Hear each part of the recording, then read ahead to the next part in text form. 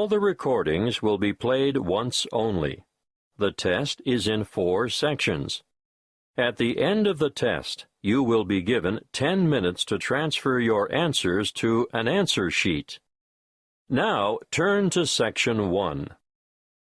Section 1.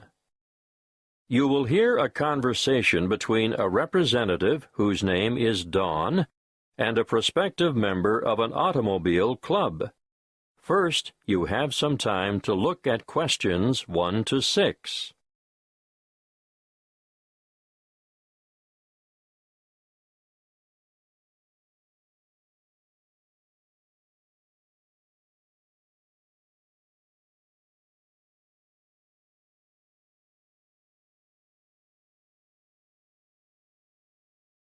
You will see that there is an example that has been done for you. On this occasion, only the conversation relating to this will be played first. Good morning. My name is Dawn Buffett. How can I help you? Good morning, Dawn. I'd like to join the club. Wonderful. Now, have you ever been a member before? Yes, I joined after I left college, and I was a member for 7 years before I let my membership lapse when I went abroad. Gavin was a member for 7 years, so 7 has to be written in the space. Now we shall begin. You should answer the questions as you listen, because you will not hear the recording a second time. Listen carefully and answer questions 1 to 6. Good morning. My name is Dawn Buffett. How can I help you? Good morning, Dawn. I'd like to join the club. Wonderful. Now, have you ever been a member before? Yes, I joined after I left college, and I was a member for 7 years before I let my membership lapse when I went abroad.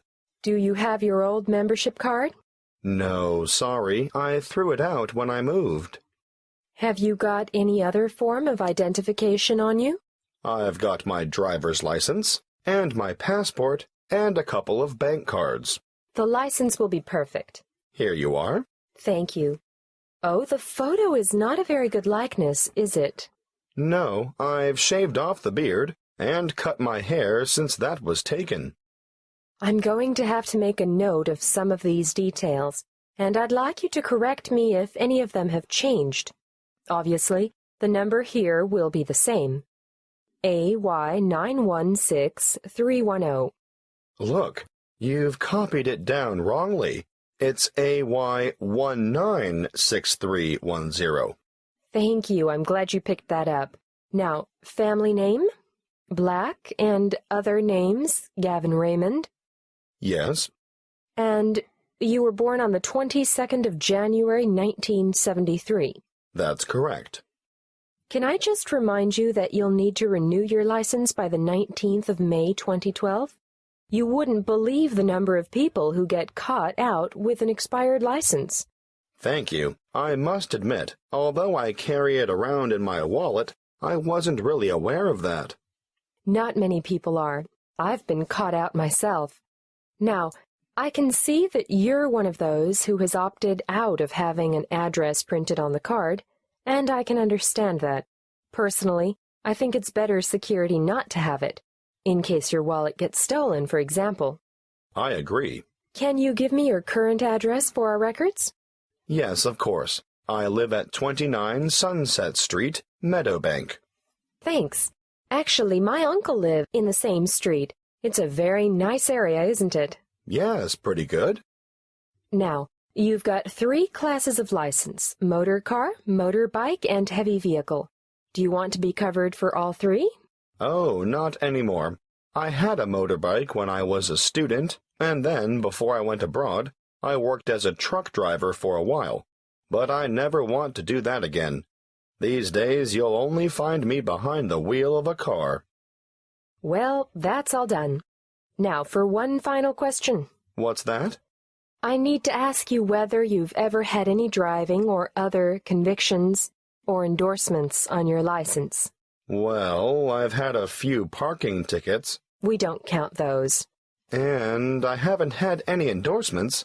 but I do have a dangerous driving conviction from back in 1993. I was young and inexperienced, and going too fast in wet weather, and I slid off the road and hit a power pole. Well, I have to make a note of that, but you're lucky. Because it's over 15 years ago, it won't be held against you. Before you hear the rest of the conversation, you have some time to look at questions 7 to 10.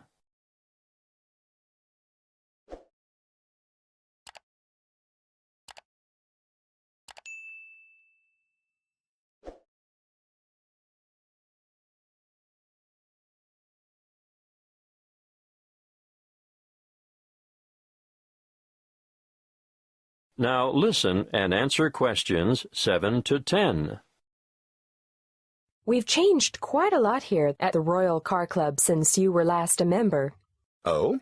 We now have 4 different levels of membership, starting at blue, then moving through bronze to gold. What does that mean exactly? Well, you get a different level of service and different benefits depending on what you choose. Of course, that is reflected in the annual fee. The more benefits, the higher the fee. I see. The standard club care comes with a 5% discount at bronze level and a 7.5% discount at silver level. And gold? If you own more than one car, I'd recommend the gold level because you only pay half the fee on your first vehicle. I'm not sure I need that. Well, bronze and silver have $10 and $20 off the insurance fee, but with the gold membership, say you had an accident and your car was badly damaged or off the road for any length of time, you'd be eligible for car hire at no extra cost. That's good. There's one more thing. If you need to borrow money to purchase a new car, we offer personal loans at a reduction off the general applicable rate. These start at 0.25%, go up to 0.5% at bronze level, and increase to 0.75% at the next level. Gold has a whopping 1.25% reduction on the applicable rate. Well, that is something I should consider, perhaps. Thanks for your help. I'll think it over and let you know. That is the end of Section 1. You now have half a minute to check your answers.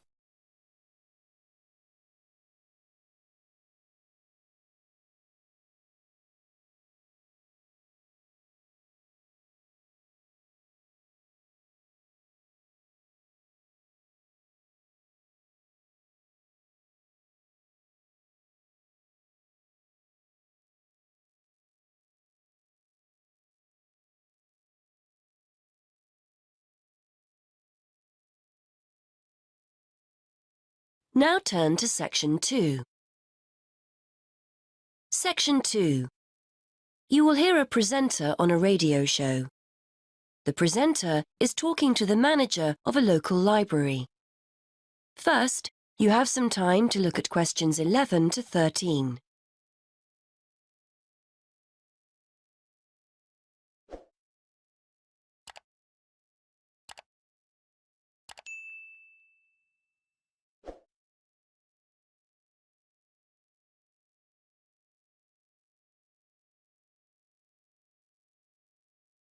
Now listen and answer questions 11 to 13. And welcome back to the programme. Today I'm talking with Mary Littlejohn from Mere Green Library. As you'll all know, we've sadly been without our local library for the past 3 months. But the good news is that it's about to open again. Great news, Mary. It certainly is, Jonathan. Despite the fact that money's in short supply, I think visitors will be pleasantly surprised at how different and hopefully better everything is. Fortunately, we didn't need to replace the roof as we'd originally feared. It just needed repairing, so we were left with more money than we expected. We've been able to replace all that old wooden shelving with a more modern style. The computers have been moved to a new designated IT room, and on the subject of technology, visitors can now order and return books and CDs on their own with our new automated system, so no more queuing to be served. Sadly, money ran out before we had the chance to decorate the meeting room, but we're hoping to complete that next year. Oh, and the children's section now has some colourful new tables and chairs as well. Before you hear more of the radio show, you have some time to look at questions 14 to 16.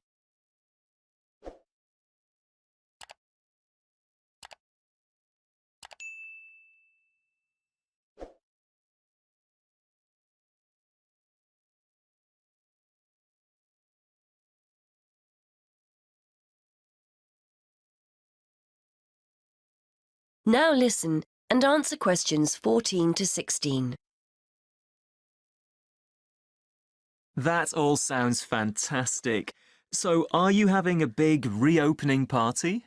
Well, the doors open on the 28th of August and we'll be serving tea, coffee and sandwiches at 12:30.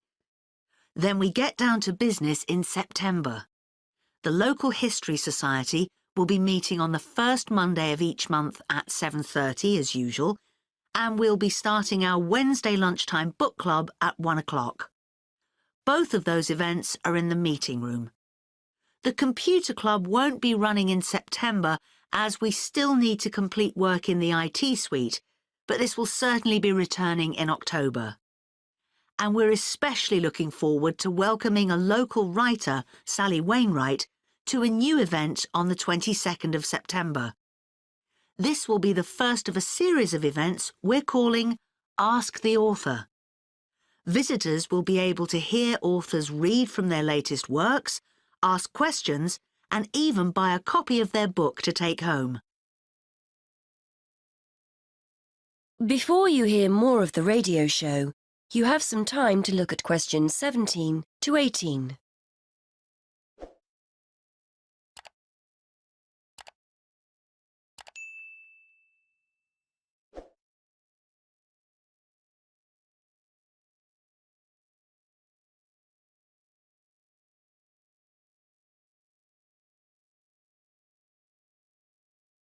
Now listen and answer questions 17 to 18. I might pop along to that one myself. Now, I understand you also have a request. Yes, that's right. We're looking for anyone who has a few spare hours each week who would like to offer their services to the library.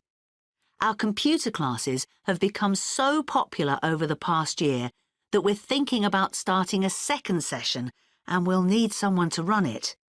The current teacher will work with you, so you won't be left to sort things out on your own. We can promise the person a warm welcome and a class of very motivated people, many of whom are at quite a high level. We're also trying to do our bit to break down the generation gap, and we've been inviting some of our older citizens in to talk to school groups about the past. The children range in age from 7 to 11. They're always accompanied by their teacher, by the way, but we haven't opened it up to teenagers yet. So if you'd like to help out, please get in touch. Before you hear the rest of the radio show, you have some time to look at questions 19 to 20.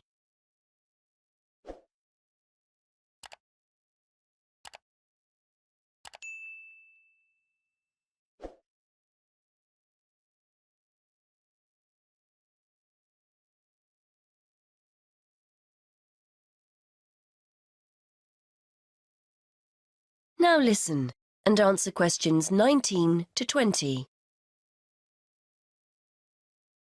And I also understand you've got good news for those who've been making use of the mobile library.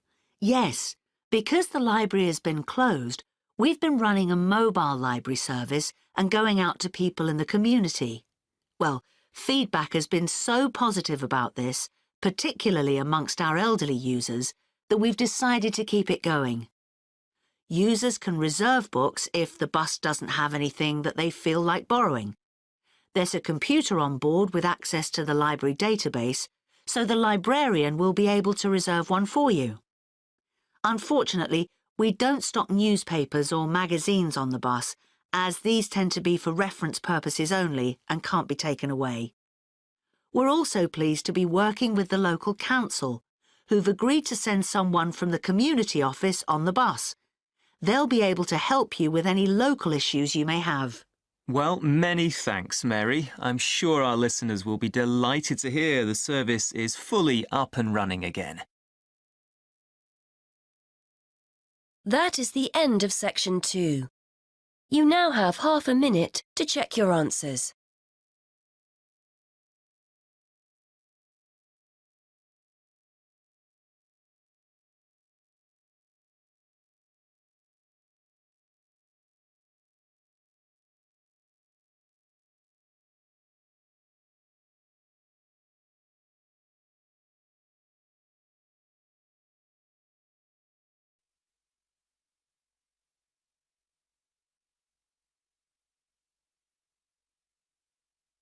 Now turn to Section 3. Section 3. You will hear a seminar with Dr. Martin Merriweather of the Antarctic Centre in Christchurch, New Zealand. First, you have some time to look at questions 21 to 26.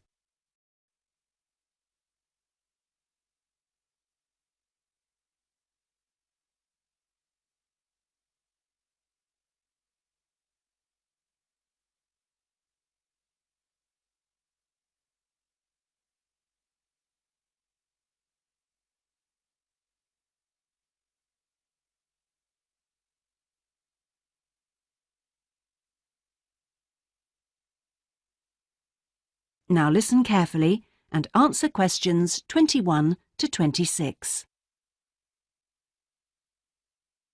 We're pleased to welcome Dr. Martin Merriweather of the Antarctic Centre in Christchurch, New Zealand, who has come along to talk to us today about the role of the centre and the Antarctic Treaty. Now, my first question is about the choice of location for the centre. Why Christchurch? Was it because of the climate? Well, actually, New Zealand is the second... Was it because of the climate? Well, actually, New Zealand is the second closest country to Antarctica, and Christchurch is often used on Antarctic expeditions. Right, so it's because of where we are, coupled with our historical role. So tell us, what is the main purpose of the centre? Oh, well, we have two complementary roles. One is as a scientific base for expeditions and research, and the other is as an information centre. Tell us something about the role as a scientific base. Well, we're able to provide information about what scientists should take with them to the South Pole. For example, the centre contains a clothing warehouse where expeditions are supplied with suitable clothing for the extreme conditions. I suppose you need a bit more than your normal winter coat. Yes, exactly. And then there's also the specialist library and mapping services. Right. And which countries are actually located at the centre? Well, the centre houses research programs for New Zealand, for the United States, as well as for Italy. There's even a US post office at the American Air Force Base here. Really? And what does the visitor centre offer? Well, since very few people will ever experience the Antarctic firsthand, the Visitors Centre aims to recreate the atmosphere of Antarctica. There's a mock campsite where you can see inside an Antarctic tent and imagine yourself sleeping there. And the centre also acts as a showcase for the unique international cooperation which exists in Antarctica today. What is it actually like at the South Pole? I know you've been there on a number of occasions. Yes, I have, and each time I'm struck by the awesome beauty of the place.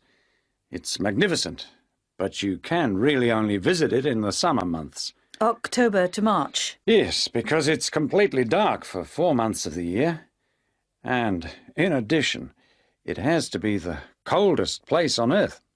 Colder than the North Pole? Why is that? Well, unlike the North Pole, which is actually a frozen sea, Antarctica is a landmass shaped like a dome, with the result that the winds blow down the slopes at speeds of up to 150 kilometres an hour. And that's what makes it so cold. Oh. And one other interesting thing is that Antarctica is the driest continent on Earth. Surprisingly, and so you have to drink large amounts of water when you're there. How old is Antarctica? Oh, we're pretty sure it was part of a larger landmass, but it broke away from the rest of the continent 170 million years ago. How can you... Because fossils and rocks have been discovered in Antarctica, which are the same as those found in places such as Africa and Australia. Amazing. To think that it was once attached to Africa. Before you hear the rest of the interview, you have some time to look at questions 27 to 30.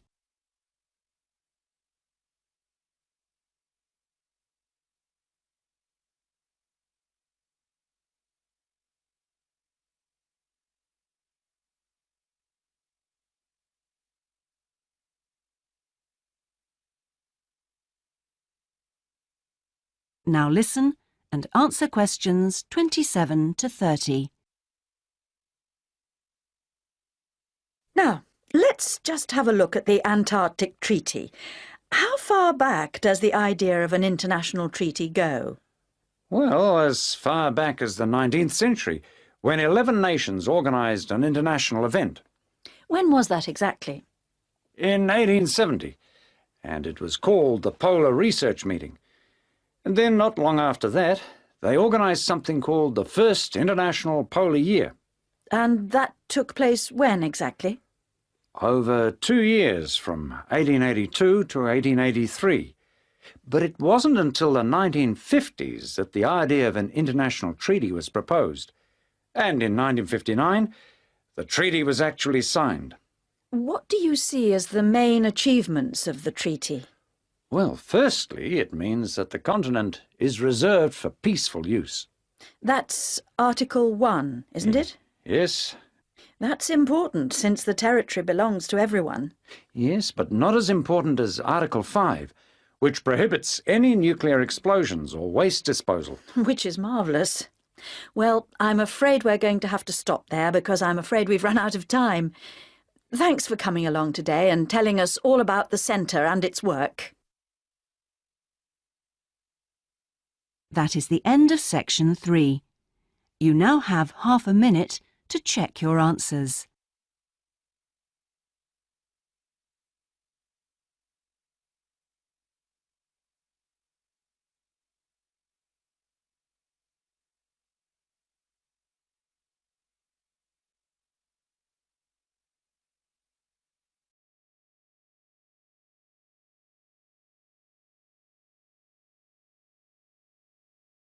Turn to section 4.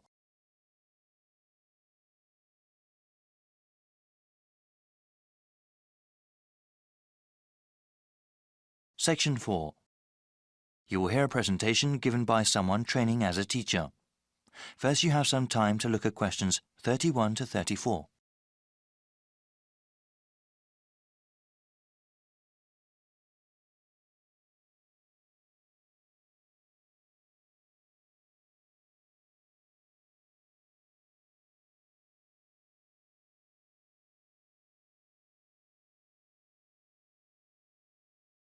Now listen to the beginning of the presentation and answer questions 31 to 34. Hello everybody, how are you all doing? We are going to have a presentation done by Yuri today. She is going to tell us about an art project she did while at her last teacher training session. Yuri?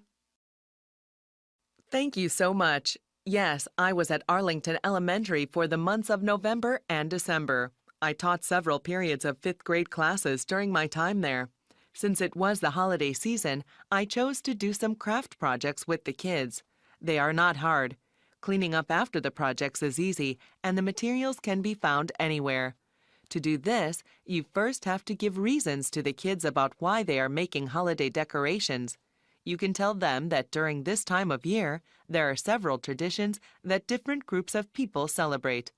The one I am going over is general in nature and can be used in any of them. In one project, we started with paper bags. With a pencil, we then drew the outline of our holiday decoration. The outline has to be entirely within the borders of the paper bag and also must generally be circular in shape. Once the outline was drawn, we carefully used craft scissors to cut the bag along the pencil outline. Since this was done on the paper bag Everyone should have ended up with two pieces of paper that are the same exact shape, but are mirror images of each other. For the next part, we used thick cardboard, poster board, or styrofoam can also be used. We took one of our paper bag shapes and traced the outline onto the cardboard. Using the craft scissors again, we made a piece of cardboard similar in shape to our paper bag cutouts. After that step, we proceeded to the rest of the project. Before you hear the rest of the presentation, you have some time to look at questions 35 to 40.